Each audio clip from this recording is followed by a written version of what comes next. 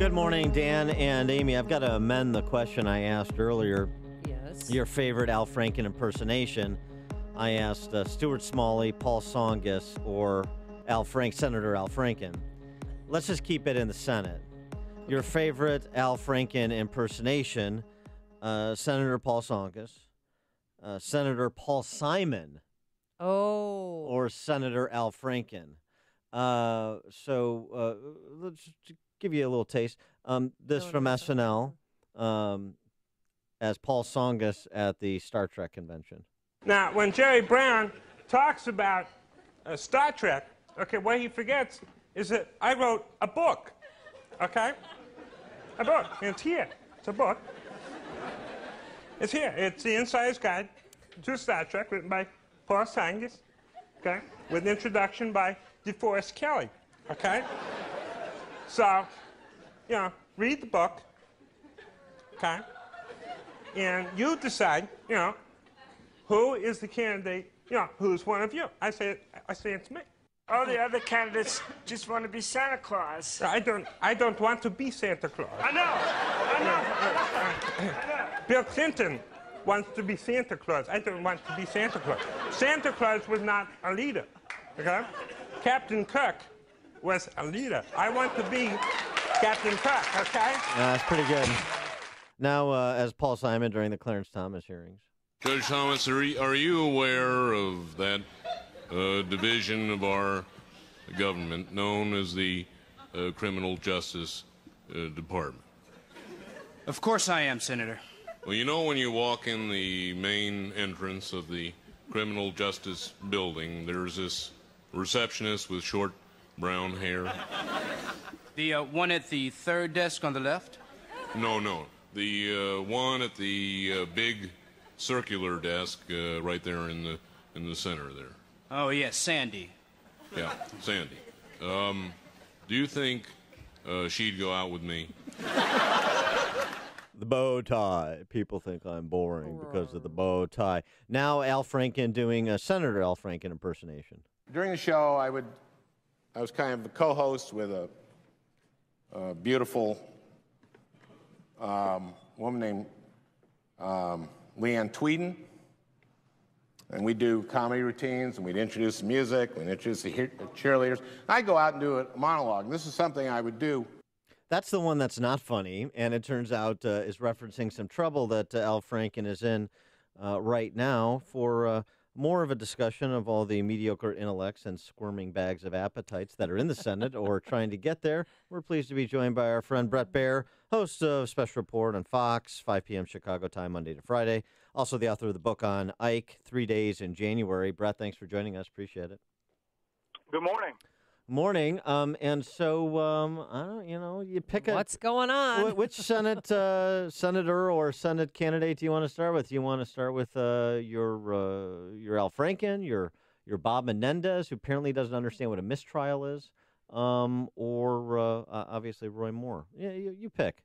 Yeah, it's a dealer's choice today. It's I tell you, I think the Al Franken thing has shaken up Washington a bit because of, all of the speechifying that has happened in recent days, rightfully so, about this epidemic we're seeing of allegations, and I think that it's a serious issue, but one that I think Democrats are now looking internally. After this new allegation. By the way, I was on a USO tour the year before with Leanne Tweeden and Robin Williams, and then Chairman of the Joint Chiefs of Staff Dick Myers. So I did that whole thing in Iraq and Afghanistan, and so know it well. And I know Leanne Tweeden.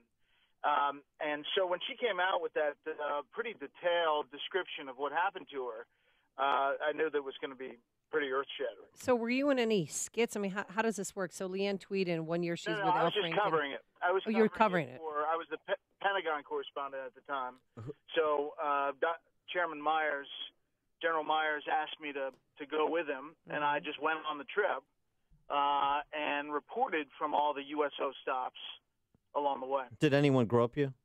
And that too. There was no groping. Oh, good. No. All right. Well, congratulations for surviving that. So I mean, you believe Leanne? I mean, is she, from what you know of her, is she a decent human being? Yeah. I mean, this doesn't come from a bad place at all. In fact, I think she accepted the apology and right. said that she just felt after Jackie Spears came out with, with what has happened in Congress, that this is the time to kind of come out with all these stories. And I don't think we're done. I think this is the tip of the iceberg when it comes to Capitol Hill. Well, we're clearly not done, and we have to claw back because the story about the essentially slush fund to settle all these sexual harassment claims or other claims against members of Congress, $15 million worth of settlements, and also this process that you have to go through, unlike in the rest of life as a private citizen in this country, to lodge an allegation against a sitting member of Congress. Like, you have to go through months of mediation, and there's this kind of intermediary step before you can lodge a formal complaint. What the heck is that? Yeah, it's a serious issue. And, the flip side is that you have to have protections, and there can't be the frivolous stuff. But most times, if someone goes through the process, which is a painful process, that it's a legitimate claim, and the $15 million is really people scratching their heads about, and I think there's going to be hearings about it. The other thing that's interesting is the reanalysis of the Clinton years and the Clinton allegations, and the fact that Senator Kirsten Gillibrand from New York, a Democrat who just last year said how honored she was to have President Clinton campaign for her, and now says that he should have resigned because of all of the allegations and all of the things that surrounded him. I mean, the full circle that we're seeing here on this issue, people just have to step back and take a breath and say, this is extraordinary. Yeah, but I'm mad that my tax dollars are going to protect members of Congress. I want to know who they are and what they did, because doling out $15 million between 1997 and 2016, and I didn't even know about this until recently. None of us did. Well, do you think there'll come a day where we can find out who did what to who? Yeah. I mean, I think that's going to be part of this whole investigation. Eventually, all of that has to come out, especially if taxpayer dollars are involved. I mean, they obviously tried to make it hush-hush, and they did for all these years. I think that eventually we're going to get to the bottom of it. Well, here's the thing, though, too. You mentioned Gillibrand, and then you've got all these pieces in Vox and at The Atlantic and Slate about Bill Clinton going back to that. Clinton should have resigned. It's the Clinton reckoning time. I mean, so now that he and his wife are political corpses, 20 years after the fact, all those people who defended him or defended the people who defended him or misdirected people's attention away from him, the Gloria Steinems who said, he was a lech but not a predator. They were passes, not sexual harassment or sexual assault. I believe Juanita Broderick from Michelle Goldberg and Slate. I mean, seriously, isn't this transparently the left sort of doing a very easy mea culpa now for the purposes of having standing to comment on what's happening in present? Of course it is, and it's revisionist to the nth degree, because some of these praising comments were only 6 months ago. Yeah, so, right. Right. I mean, you got to call out the hypocrisy. I think we're dealing with what we're dealing with now, and obviously the Senate candidate Moore situation is a big story, and should be, because he's facing election in coming days. But this revisionist stuff about Clinton is equally interesting and sometimes not getting as much play. Well, Roy Moore is digging in his heels as more accusers come forward. Can anybody reach him to say, hey, look, step down, do not run on December 13th? I think he's getting a lot of pressure, but he is now firmly ensconced in the anti-Mitch McConnell, establishment run. And in Alabama, that plays pretty well, despite the 9 women who've come out with detailed stories. And it's going to be interesting. I think one of the reasons President Trump is not weighing in is not as much about the allegations against him. It could be, but I think it's that he doesn't want to lose twice in Alabama. He would back Luther Strange and lost. And if he says Roy Moore should get out, he doesn't, and then wins, that's going to look pretty bad too. Although your network, Fox, has pulled out this morning with Roy Moore down 8. That's a pretty substantial move over the last week in a negative direction. In red Alabama. Yeah. When a Democrat is up in Alabama, something is wrong. Right. Now, what about a Democrat in New Jersey named Bob Menendez who had a mistrial? The mistrial was declared yesterday in his corruption trial.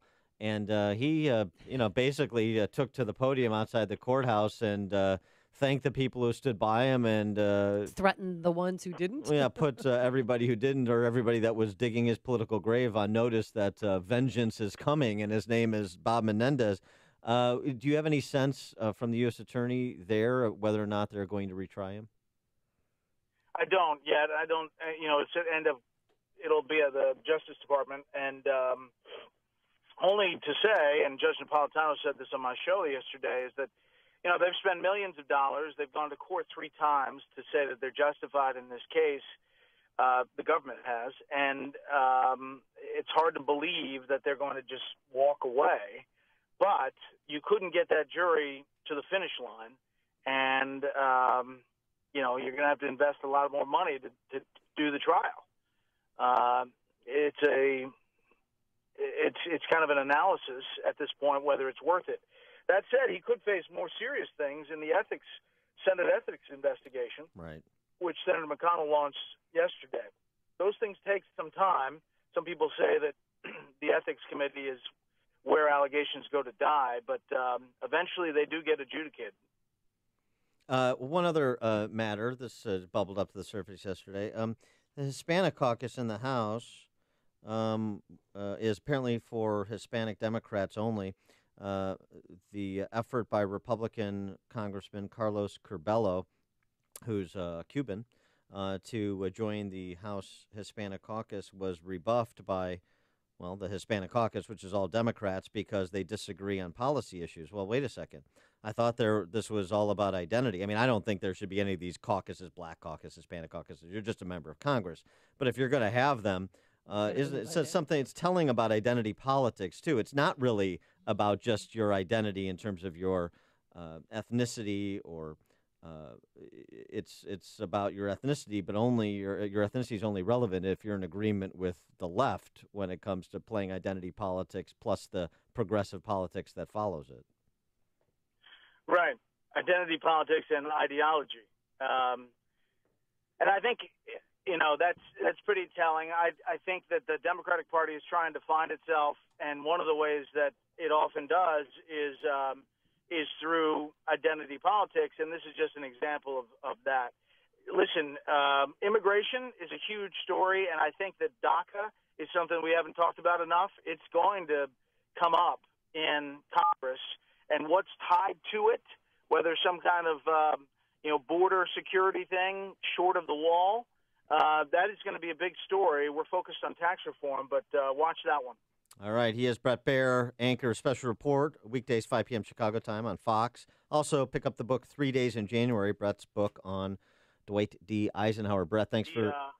I'm sorry. The paperback comes out November 28th. All right, November 28th. Perfect stocking stuffer. There you go. All right, very good. Thanks, Bret. Appreciate it. We'll see you.